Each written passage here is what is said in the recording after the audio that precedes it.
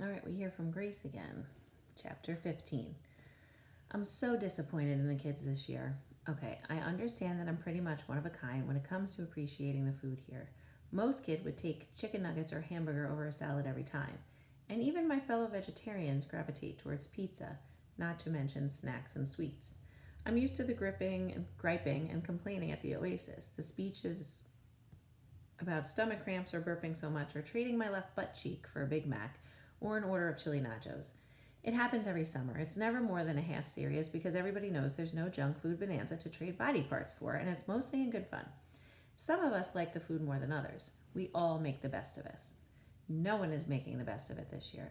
No one has to, courtesy of Jet. This is the summer of the candy bar. Jet has flooded the Oasis with them.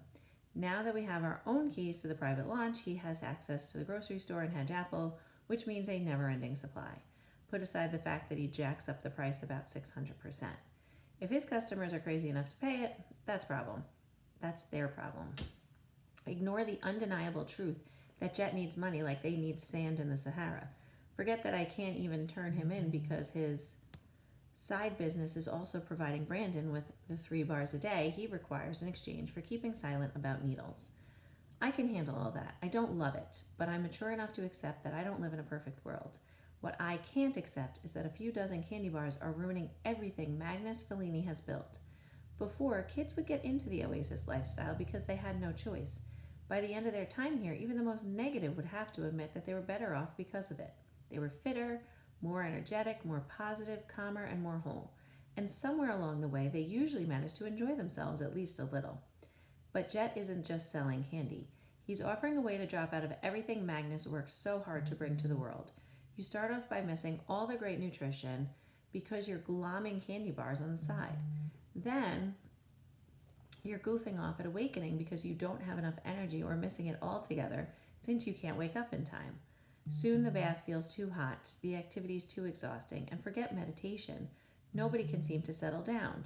I know Ivory senses it too, but she can't figure out what's wrong. The problem isn't her pathfinding, it's the fact that most of her students are buzzing on a permanent sugar high. So I'm disappointed. It's disappointing that the kids are so shallow that they'd throw away a chance of mind and body wellness for the fleeting taste of a little chocolate. It's disappointing that Tyrell wouldn't let himself be turned into Jet's. It's disappointing that Tyrell would let himself be turned into Jet's loyal sidekick. And sure, I have my problems with Brooklyn, but the one thing you could always say about her, she's independent.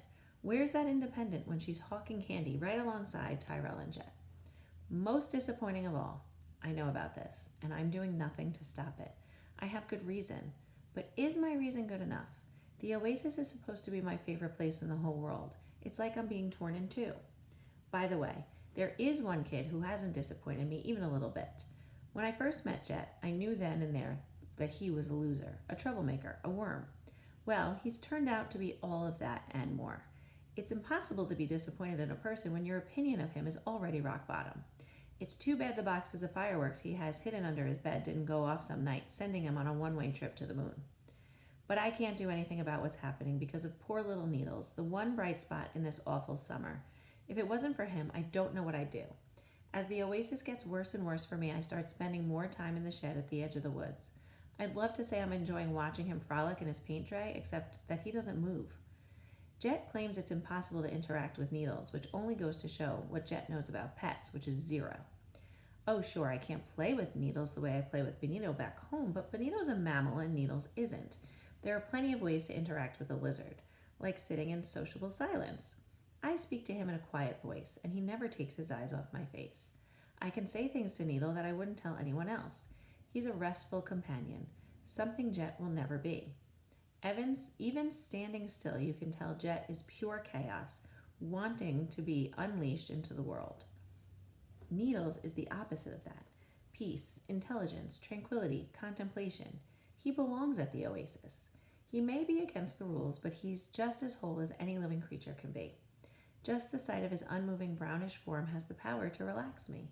I sit cross-legged on the floor by the paint tray, and all my conflicted feelings about the summer melt away. Sometimes I even practice a little meditation. When I breathe in, I breathe in.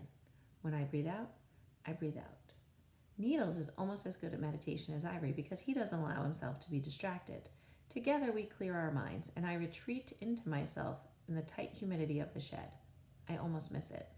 A tiny field mouse scurries across the metal floor.